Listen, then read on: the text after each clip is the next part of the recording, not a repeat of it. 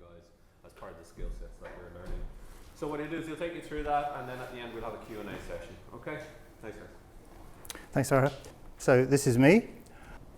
If you have a mobile phone, I will be exceptionally disappointed, almost insulted, if you don't use it during this lecture to tweet, take photographs, and do a bit of social media stuff, because that's why we're here. That's my Twitter handle, @RogerOverall, and that's the hashtag that I'm going to be using myself. So if you have anything to say, good or bad, just tweet it out there. If you hear anything interesting and you want to tweet that, be my guest. Be my guest. Okay, what I'm going to talk to you about today is why we need to tell stories, specifically why we need to tell stories as business people. When you're finished with your course here and you go out into the world with your laptop, your dongle and your smartphone, you'll be helping businesses with their online presence. You'll be doing a lot of technical stuff to help people with their online presence. But that's only part of the story. As we go on, I'm actually going to tell you something that you do not want to hear. But I also have a solution for you, because I wouldn't want to leave you hanging thinking, well, he's just told us this awful thing and now he's left the room. Let's just look at the internet at the moment. And these are latest figures from a company called Netcraft. So there are in the world at the moment about 188 million active websites. You can see the number of registered host names is much higher, but that's because people register domain names for all kinds of reasons. I mean, I have a ton of them. Some of them are actually active in the sense that they link through to another web page. Others I've just bought because I thought, well, it'd be a good idea to have this, and then I've never done anything with them. So there are more actual domain names in existence than there are websites, but there are about 188 million active websites in the world. And you're going to go out into the world and you're going to create even more of them for your clients. We all need to be online, is what we're told. We all need a website, is what we're told. So here we are. This is us. We're online, our website. Fantastic. I can be seen. Here I am. Look at me. Here's my website. Except what happens when everybody else, all those 188 million other people, also have a website?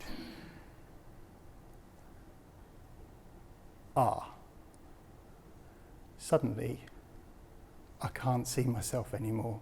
Suddenly, I'm lost in a sea of noise. Can you imagine being found in 188 million websites? You have a website, whoop-de-doo, but it gets lost. There's so much content being produced at the moment.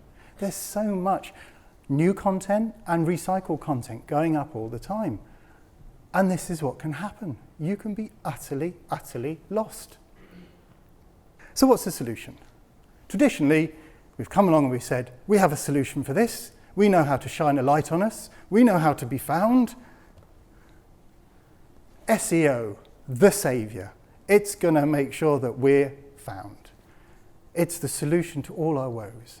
All we need to do is code our website, game Google a bit more, do some sneaky things, black hat, what have you, and we'll rise to the top of Google's rankings. Hooray. It is, of course, bollocks. Ooh, am I allowed to say that? Why do I say that?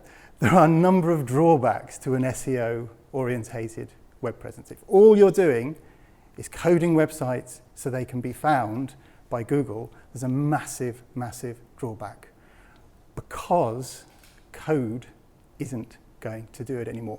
Even Google says that. Even Google says, if you want to be found, don't do all these codey things. Whoops. We've introduced all these updates to our algorithm that get rid of all the sneaky things that people do and the more obvious things. Yes, there are certain things you can do. I'm not saying you shouldn't make your website findable, but let's just look at some of the drawbacks. SEO at the moment works on algorithms, thank you very much, that are predominantly text-based. Yes, they will eventually be able to look at audio. Yes, they will be able to look at photographs. But at the moment, all SEO is text-based. That's why we write all these words, these keywords in the metadata. That's why we write stuff on websites. But the thing is, having a predominantly text-based web presence, given the fact that 80% of Americans are non-literate, not illiterate, it's not they can't read or write, it's just they choose not to read or write. They get their information from other means other than text. So if you've got a text-based website, I mean, why do you think Twitter's so popular? I mean, there's so much information coming at people. Yeah, I'll deal with 144 characters. Absolutely, I've got time for that. But there's so much coming at me. 500 words on your website. Do you know what? I'm going to pass. Google dominates and dictates this space.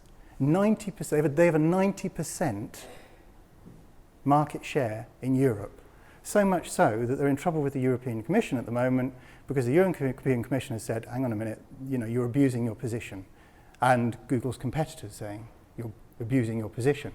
So I think it was last week or very recently, Google came up with a series of suggestions to the European Commission about the things that they're going to do to make themselves less dominant, less of a monopoly, and it hasn't gone far enough for the European Union. So basically, at the moment, we're in a situation where Google dictates. Google, when it comes to search, decides what's going to happen. And when you go on and you do a search, have you noticed what happens? At the top of the page, it's the people who've paid Google to be at the top of the page. And then the next one, it's the people who are actually using that new service, that Maps service that Google has, or the service where they come into your business and take photographs.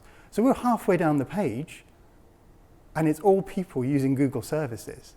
If you use video, do you think Google is going to rank YouTube higher than Vimeo? I couldn't possibly say. But the European Union is concerned enough. So even if you just look at the way search results are presented in Google, paid first, then the people who are using that map service, and maybe even the one where they go into the business and photograph your business. So Google dominates. You have to play by their rules if you go the SEO route. Now here's the thing. SEO gets you found. So if you've search engined your way to the top of the Google rankings, the top of the page, I might find you, and that's great. But so what? So I found you. Finding you isn't the goal, because if your website is boring and dull, I'm going to go, and we'll see figures on that in a minute. It's not about being found anymore. Being found isn't enough. SEO is all about being found. What is it about? Well, we'll come to that, but it's not just about being found. Typically, you get found after people have decided they want to buy. I need to buy something, so I will Google somebody who does that service.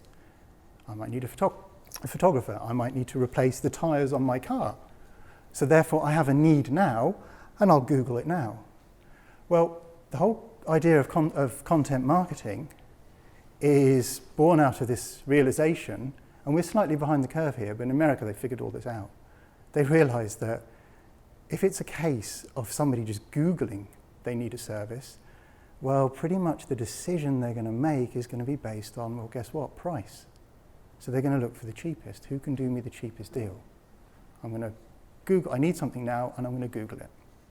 So you as a company then get into this situation where really all you're competing on is price, because you don't have time now to sway people to like you, to want to do business with you.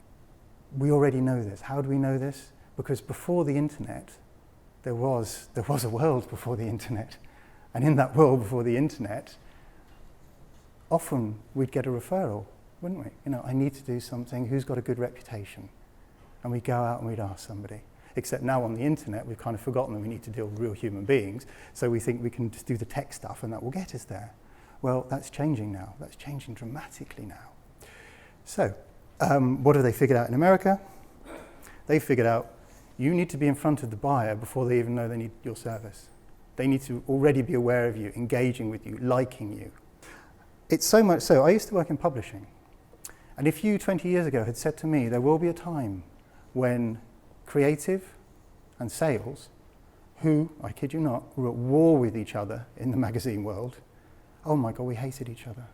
Oh, those salespeople with their underhand deals and dirty money making, and they hated us. We were We were a cost to them.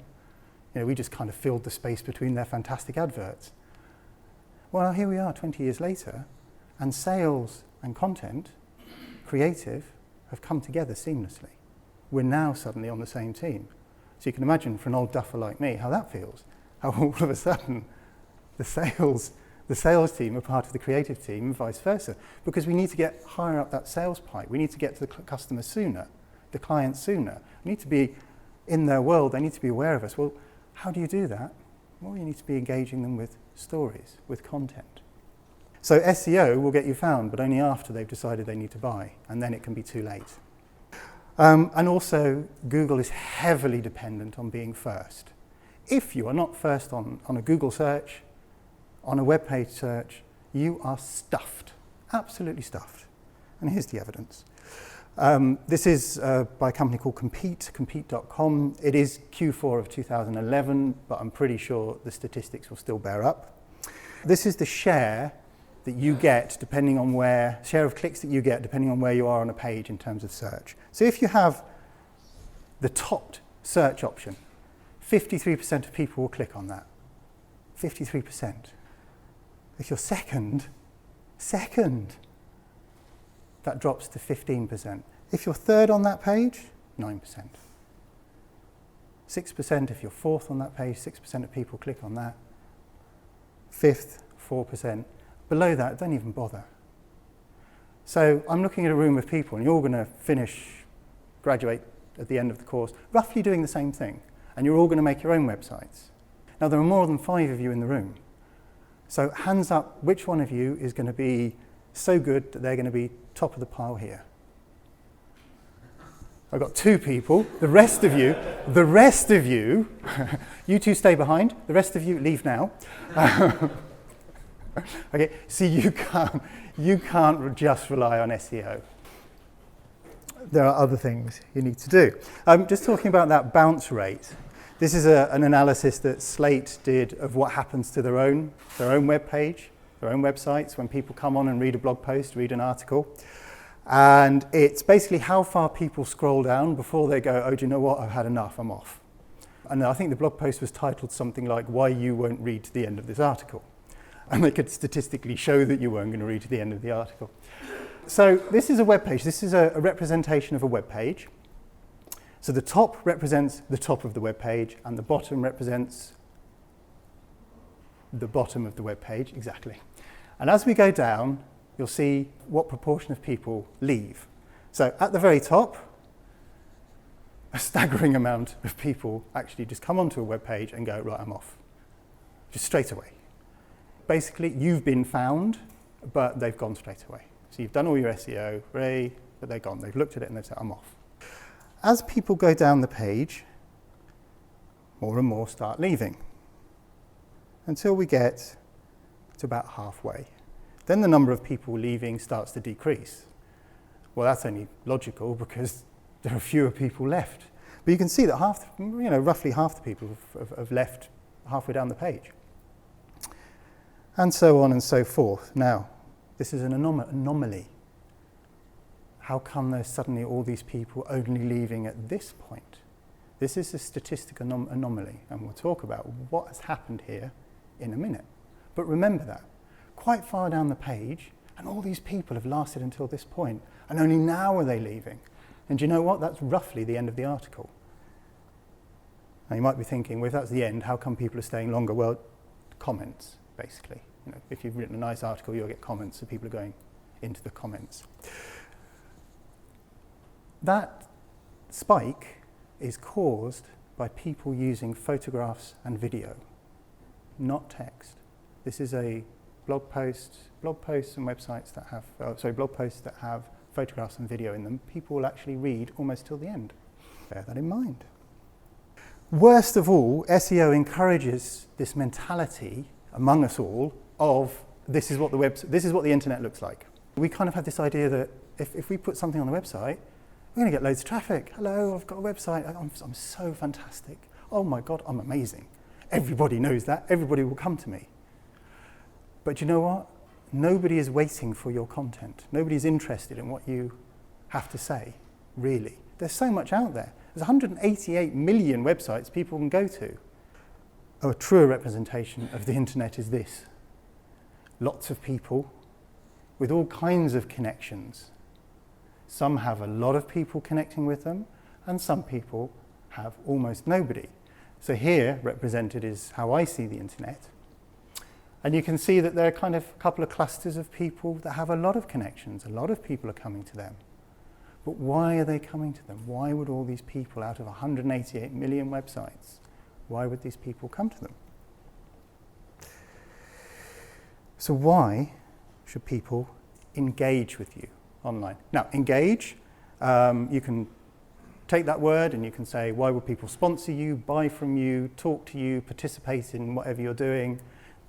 That's engagement. And that word engage is really important, because if you're going to succeed in the online space, you need to engage. You need to start building communities. If we go back to that previous slide, which I think I can do if I do that, those two clusters are people who are engaging and building communities around what they have to say. Okay, so now we're going to look at why people would engage with you. People will engage with you because you tell valuable stories. What you have to say is of value to them, is of benefit to them. Then they will come to you. Now, value can be entertainment, is a perfectly legitimate reason for people to go to a website. Entertainment, perfectly legitimate. And that is valuable to people. The other reason they might come to you is enlightenment. You are going to teach them something. You're going to tell them information that's going to help them solve a problem they have. Now, the problem might be, I need to buy a tyre, the dog won't start barking. There's loads of stuff, there's loads of information on the internet. If you Google anything, you will find information that is helpful. Somebody's already gone out of their way to create content that they know other people will benefit from. And that's kind of the mindset you need to work towards. So why will people come to you? Because you're telling valuable stories. What you do has value. What doesn't have value is just talking about yourself. I'm great because I do this. Sell the best tyres. I'm the best vet. Well, everybody's the best. Hand up if you're the best in this class. Same guy again. And the rest of you aren't. So, just talking about yourself, very little value. You need to kind of think, well, what is valuable to others? Then you need to tell these stories in a way that the audience likes. Now, remember I said 80% of Americans are non-literate. They just choose not to read and write. They like to get their information other ways. Video, at the moment, is just the stats for video are through the roof. Video engagement. People like watching videos. Not long videos, but they like watching short informational videos. And they could be entertainment videos, but they can be informational videos as well.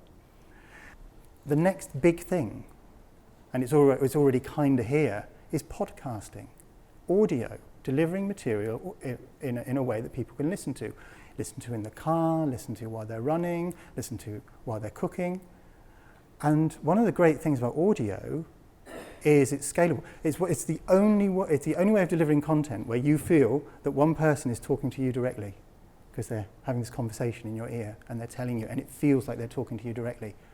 But of course they may have 1 million listeners, but each of those 1 million listeners thinks that they're getting the experience personally. It's an unbelievably powerful way of delivering content, because you can deliver it to lots of people and each one thinks you're talking to them personally. Well, that's what we want really, isn't it? We want to be taken seriously. We want people to pay attention to us. So this is why audio is becoming a great thing. And there are people who just want to have their content delivered to them via an audio way, a podcast. It's not just text. Some people just like seeing photographs. Instagram, oh my goodness. Instagram, loads of people on Instagram. Instagram even did something horrible when they changed their terms and conditions, upset a load of people. Do you think it stopped their growth? Not one bit. We love photographs. We love making photographs, taking them, uploading them, commenting, viewing. We love photographs. So suddenly, that text-based thing is not going to cut it anymore, because you need to make sure that you're telling the story, that you're getting that across in a way that people want to receive it. And like I say, not everybody wants to take that story as text. And you have to deliver it to them in a location that they are comfortable taking that story. And here's where it starts to get slightly difficult. That may not be a website at all. It could be any other channel. There are lots and lots of channels, mobile channels, for instance. You can do it via an app. You could do it on Facebook, Google+, you name it. So there are lots of different channels. A website is not necessarily where they're going to want their material. I actually believe that you can survive online these days without a website. You do not need your own website. I'm not saying you shouldn't have one. Not saying that at all.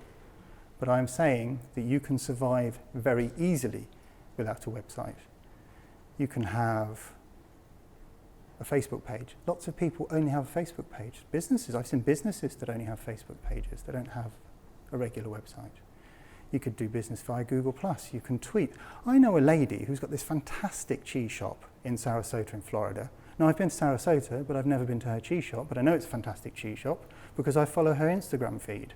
And she uses it as a marketing tool. Oh my goodness, it's fantastic. It is amazing as a marketing tool, how she uses it. And it's just photographs. And I'm sure she has a website, and I'm sure she has a Facebook page. But she's built an audience, a community that she's communicating with and talking with online on Instagram, not on the website. Okay? It's going to get to the point. Here's a prediction for you. We may well end up not asking each other, what's your URL, what's your website address? We may end up asking each other, what's your app? There are people already who have a personalized app, and it has all their content. It has their audio content, their video content, and it's delivered in a way that, by the way, is really mobile friendly. And, you know, I'm sure you've heard this before, mobile is already dominating sales. You know, Windows 8 has not been of great success, well, partially because people aren't buying PCs anymore. Laptops, desktops, they're declining. I think recently, for the first time, tablet and smartphone sales outstripped PCs and laptops. You know, you need to be very careful where you're telling your story because it's going to be mobile. So it needs to be mobile compatible, and it needs to be in a way that I can take on a mobile. So why not an app? Why not have the free Me app that you can download, and it's got loads of great content that will help you do whatever. There are a number of ways that you can deliver content. So we're just going to look at ways that are not website based, just to make this point even stronger.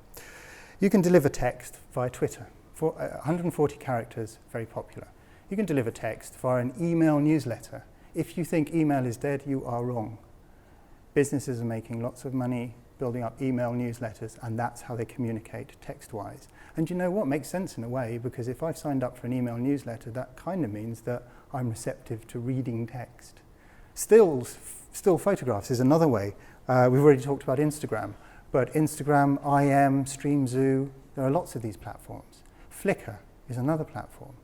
And they all allow, and this is very important, they all allow you to build communities around your brand. They all allow you to engage with people, to talk to them. And of course, that's what I want you to think about. How do you engage with an audience so that when it comes to them needing what they need, they go, oh, I know this company. They must be quite good because they've been telling me all this great stuff. Video, you know, there's YouTube, there's Vimeo. Again, both allow you to create great communities. YouTube, by the way, is the second largest search engine in the world. Does anybody want to guess what the third largest is? iTunes. Apparently that's the third largest search engine in the world, iTunes. Because people who want to get their information through their ears, well, they're not going to go to YouTube. They're going to go to iTunes, and they're going to go, is there a podcast about wine? Is there a podcast about classic cars? Is there a podcast about raising children? I don't know, but pretty much, yes, I'm guaranteed that there will be. We're getting to the point now where however niche your market is, you can probably find a podcast and a video series and a really, really detailed, lively blog with a community around it. And then don't forget that in Instagram, they've just enabled video, 15 seconds of video. Wow. Fantastic. Vine, 6 seconds of video. Great. Again, all apps that are, and platforms that are designed to help you build a community. Audio. Like I said, it's the coming thing. And you've got apps like Audioboo, VoiceBow. What's the other one? SoundCloud. You know, you don't have to do a fully fledged radio quality podcast. You can. It's really not that hard. If you want to do a podcast about whatever topic and it gets published and it appears in iTunes, it is not difficult. It's even easier when you use one of these apps. You know, and I haven't strayed anywhere near a website in all this list yet because I don't need to. And then if I want to bring it all together, if I want all of the above in one place, well, I can do that on Facebook.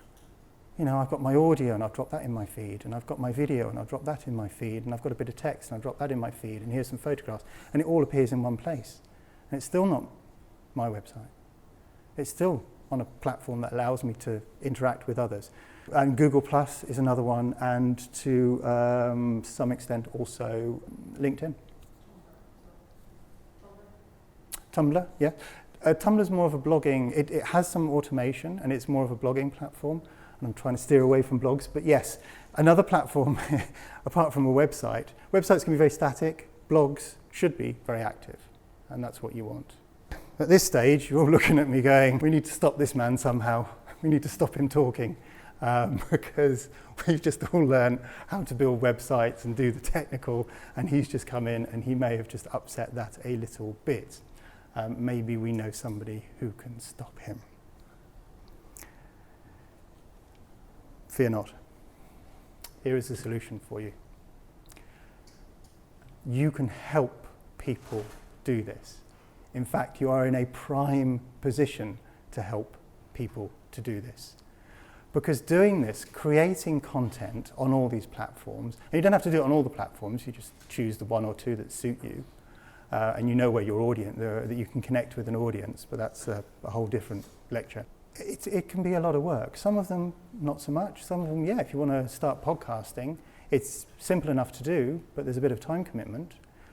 If you want to start creating regular content, because here's the other thing, if you create a website and it doesn't get updated for a while, then you start dropping down the rankings because it's boring, there's nothing there. Nothing being updated, it's just dropping and fading. What you need is regular content, regular updates, regular new material. Then Google will go, hey, there's something going on here, and people will come back because they know there's fresh material to look at. And they might not, they might come back a lot for a while, or they might come back for a little bit and then not so much and then re-find you again. But there's always a reason to come back because you are constantly refreshing. Now, if you're running a business, if I'm a business owner and my business is bakers, my business is baking bread, it's not actually creating content. And this is where you guys fit in, because you'll be going to businesses and you'll be saying, I can help you with your online presence. And I can help you with step 1, give you an online presence. And I can help you with step 2, which, by the way, you'll need regular content. And I can do that on a monthly basis, weekly basis, 2 monthly basis, once a quarter, once every 6 months, whatever fits your budget, whatever help you need. I can train you, I can help you do it yourself. There's a massive market because content marketing is going to become very, very important. It's already important, it's just we haven't quite realised it yet. It's coming down the track and it's going to be huge, and this is a massive benefit to you guys. So helping people fill their websites with content, once you've said, I can help you with the website, here it is, and now let me help you make sure that people do interact with you, that you are building an audience, that you are building a community around your brand. I can help you with that as well. And in fact, it's even better, isn't it? Build a website, get paid once.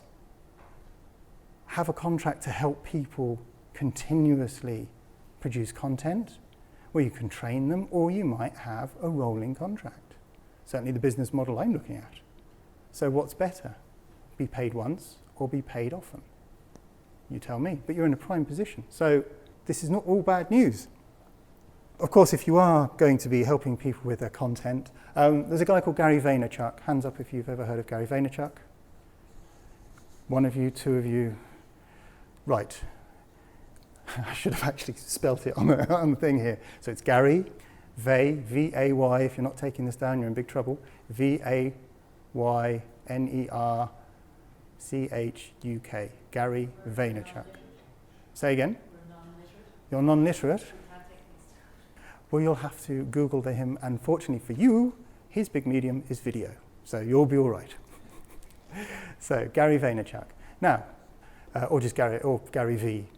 You'll also find him there.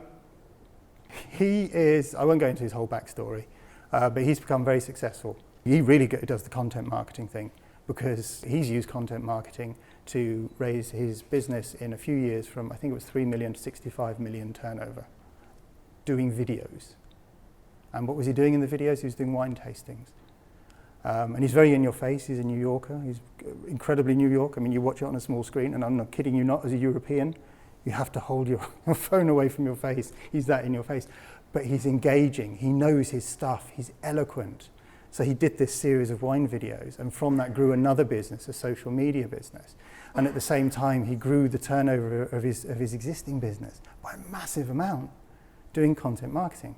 So what has he decided to do? Well, he's not doubling up on content. He recently announced he's tripling up on content, and he is tasking a staff member to follow him around, not all the time, which was this kind of what I was referencing here, but to create content based on things he says and things he does.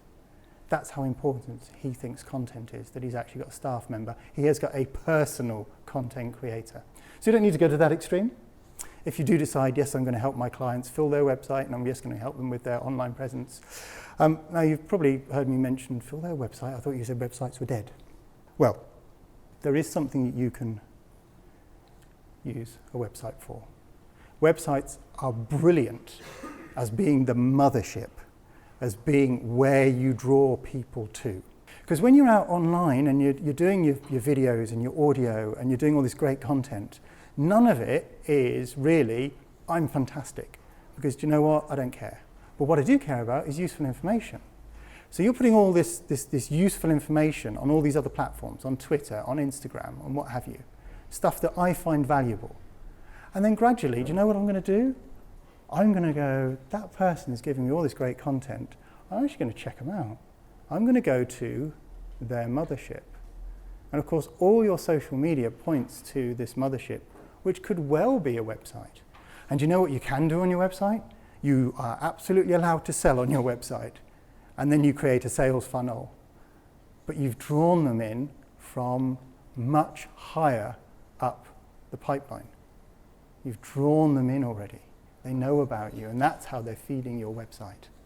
So you can definitely still build websites. I didn't say you shouldn't have a website. I just said I think you can exist these days without having one.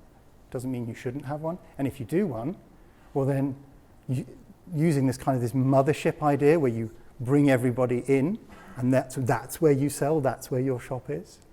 I think that's a very valid idea.